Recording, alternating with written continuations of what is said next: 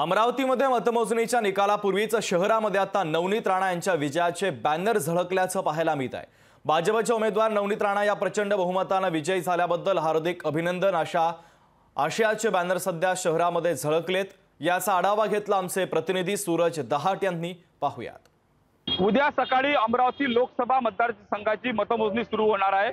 मतमोजणीला काही तास शिल्लक असताना अमरावतीच्या राजकमल चौकामध्ये आमदार रवी राणा आणि खासदार नवनीत राणा यांच्या खासगी शिवसहाय्यक म्हणजे अभि काळे यांनी नवनीत राणा यांच्या विजयाचं या ठिकाणी फलक लावलेला आहे। मी सध्या उभा आहे अमरावती शहरातील राजकमल चौकामध्ये। या ठिकाणी जर पाहिलं गेलं तर नवनीत राणा या विजय झाल्या असा आशयाचा बॅनर या ठिकाणी लावण्यात आलेला आहे।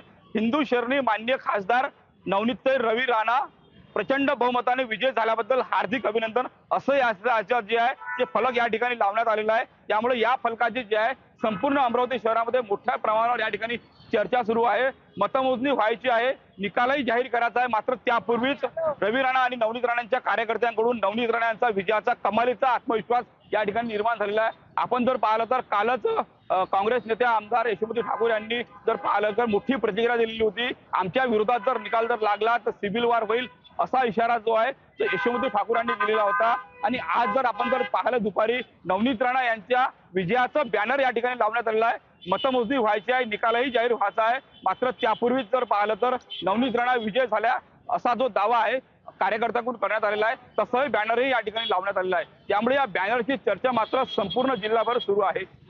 सूरज दहाट, लोकशाही मराठी, अमरावती। लोकशाही मराठी ऐका, पहा, जागरूक रहा।